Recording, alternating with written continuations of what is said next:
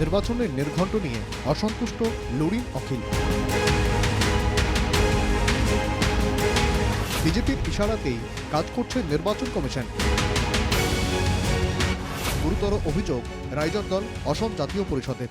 ECI election commission of India ने जो declare किया है कि असम में एक फेज में इलेक्शन होगा, ये असम का हित के लिए नहीं, ये बीजेपी का हित के लिए ये प्रचार किया है, ये डिसीजन लिया है।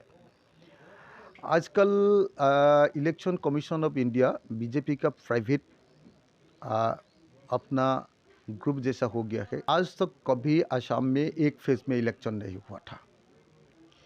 एक फेज में इलेक्शन सिर्फ और सिर्फ रूलिंग पार्टी के लिए ही अच्छा है, हम लोग का अपोजिशन के लिए और ख़ास करके हम लोग का रीजनल पार्टी के लिए, नया पार्टी के लिए यह हम लोग के लिए खतरनाक है, क्योंकि 126 कॉन्स्टिट्यूंसी में हम लोग 15 डेज में 15 दिन में प्रसार करना होगा।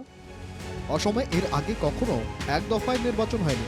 এটা উল্লেখ করে অখিলের দাবি, এক দফায় নির্বাচন হলে রাইজর দলের মতো ছোট আঞ্চলিক দলগুলোর পক্ষে অসমের সবকটা বিধানসভা কেন্দ্রে প্রচার চালানো প্রায় অসম্ভব হবে। কিন্তু কমিশন এই কথাগুলি গুরুত্ব সহকারে বিবেচনা করেনি, অভিযোগ অখিলের। এদিকে আঞ্চলিক দলগুলির কথা ভাবেনি নির্বাচন কমিশন, শাসক দলের কথা মাথায় রেখেই এই সিদ্ধান্ত নেওয়া হয়েছে। অভিযোগ জাতীয় পরিষদের সভাপতি ললিতজ্যোতি গগৈয়েরও। আবার নির্বাচনের জন্য তৈরি কংগ্রেস, বলছেন গৌরব। এক দফায় নির্বাচনের পক্ষে সাফাই মুখ্যমন্ত্রীরও।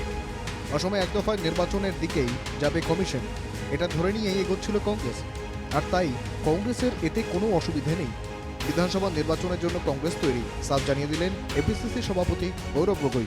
এইখিনি কথা কংগ্ৰেছ দলে আগতীয়াকৈ জানে, সেইকাৰণে ইতিমধ্যে 126টা সিটৰ ভিতৰত, আসনৰ ভিতৰত আমি প্ৰায় 80 সিটত আমি আসনৰ আমাৰ তালিকা আমি ঘোষণা কৰিলোঁ। কংগ্ৰেছ দল প্ৰস্তুত, এটা পৰ্যায়ত হওক বা দ্বিতীয় পৰ্যায়ত হওক, কংগ্ৰেছ দল নিৰ্বাচনৰ বাবে প্ৰস্তুত হৈছে। আবার গত 5 বছরে রাজ্যে আইন শৃঙ্খলা পরিস্থিতির অভূতপূর্ব উন্নতি হয়েছে বলেই কোনো দ্বিধায় না থেকে অসমে এক দফায় নির্বাচন করার সিদ্ধান্ত নিয়েছে নির্বাচন কমিশন। কমিশনের সিদ্ধান্তকে সঠিক প্রমাণ করতে গিয়ে এই দাবি করেছেন মুখ্যমন্ত্রী হিমন্ত বিশ্ব শর্মা। অসমত যোৱা 5টা বছৰে আইন শৃংখলা পৰিস্থিতিৰ যি উন্নতি হ'ল, তাৰ পৰিপ্ৰেক্ষিতত ইলেকশ্যন কমিশ্যনে ছিংগল ফেজ তামিলনাডু, কেৰালাৰ দৰে অসমতো কৰাৰ সিদ্ধান্ত লৈছে। মই ভাবোঁ অসম চৰকাৰৰ বাবে ই এক সন্তুষ্টিৰ বিষয়। উল্লেখ্য, 9 এপ্রিল এক দফায় নির্বাচন হবে অসমে। বিধানসভার ফলাফল ঘোষণা হবে 4 May. Bureau report, NKTV Bangla.